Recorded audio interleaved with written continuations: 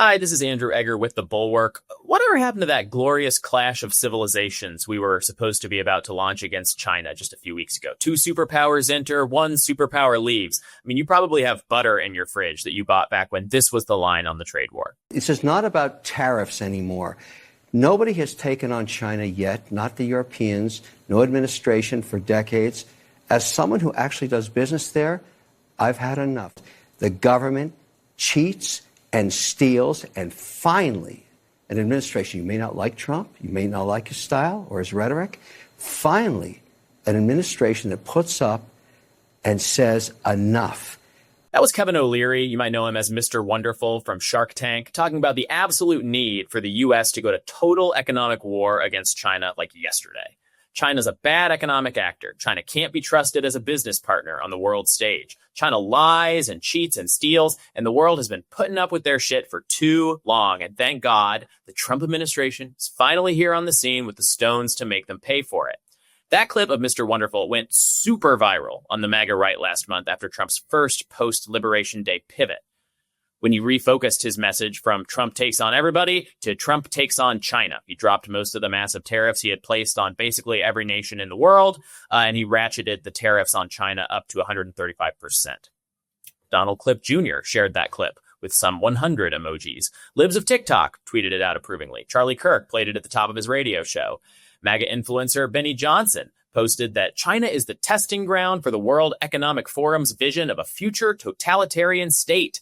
China must fail. Trump knows this. This is more than just a trade war. MAGA influencer Andrew McCarthy, he's also a failed congressional candidate, called it the hardest shit I've heard in the 10 years of MAGA.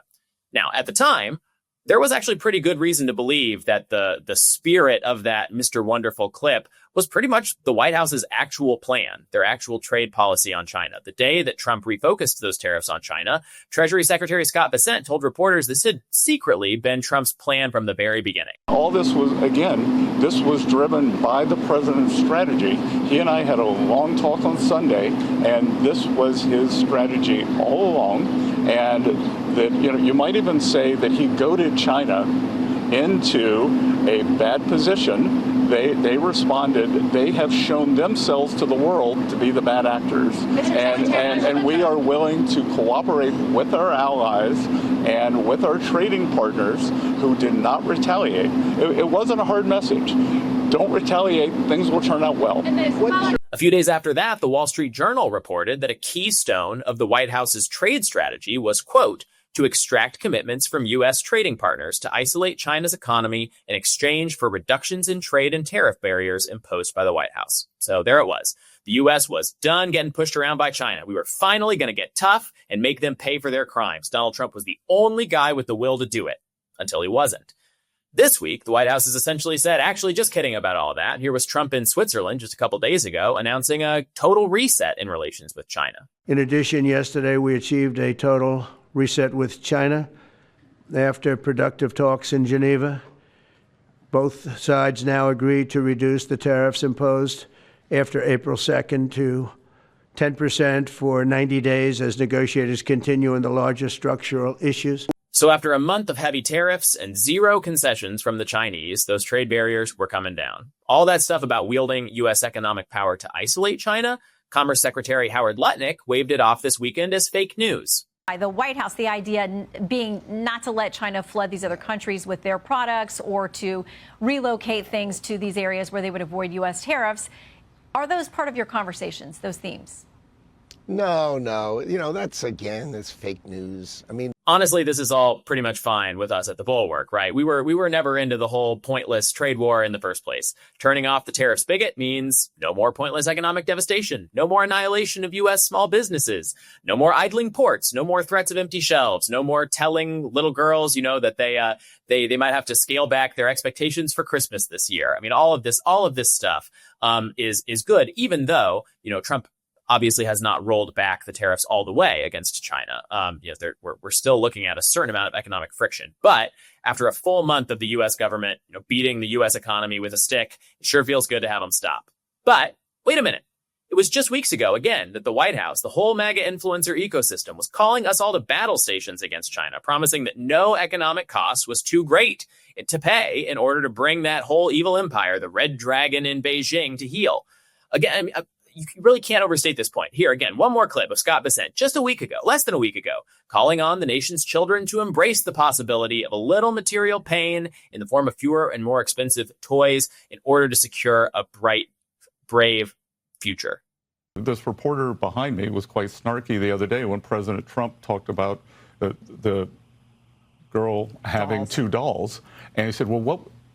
President didn't take the question, but he said, what would you tell that girl? And I said, I would tell that young girl that you will have a better life than your parents, that you and your family, thanks to President Trump, can now be confident again that you will have a better life than your parents, which working class Americans had abandoned that idea.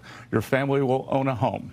You will be able to advance. You will have a good education. You will have economic freedom. That's what we are advancing. So supposedly, again, just days ago, the White House fully in on this idea. The whole MAGA influencer ecosystem totally in on the idea. So I guess it's fair to speculate. Do you think we have seen dismay from MAGA posters since Trump pulled the plug here? Do you think that the Benny Johnsons of the world feel a sense of betrayal that the great trade war with China, which again is absolutely critical for our national health and well-being, they said, but which nobody before ever had the stones to launch. Nobody really ever had the will to bring China to account. Do you think that they feel a little rug pulled that trade war has been called off with zero concessions from Beijing? Well, lives a TikTok right here. Exactly what I voted for. Benny Johnson. Markets roar after China bows to Trump. These people couldn't be happier. It's yet another win. Thank you, Mr. President. They loved the trade war when it went on. They love the trade war when it comes off. Look at these major gainers. Some stocks up 30%. Geez, 25, 24, 22. None of this is surprising. I mean, we know these people know on what side their bread is buttered, right? They like Trump. Their audience likes Trump. Everything Trump does is an act of genius. It's the next step. It's the 4D chess. But it's still striking to see it all kind of laid out like this. None of these people really meant it when they were telling us, again, just weeks ago, that no economic pain was too much to pay because of the glorious shining vision on the other side of that pain. We know they didn't mean that because they folded at the first signs that economic pain was actually underway. Again, this was 1 month back that we launched this whole thing, and we're already getting this reset, this beautiful big new reset with China relations.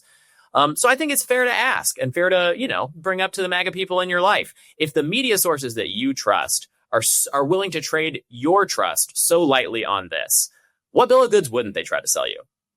We can stop there. Thanks for watching. Thanks for subscribing to our channel. Head over to thebulwark.com to check out our reading. There's a lot of this same stuff in Morning Shots, my newsletter with Bill Kristol this morning.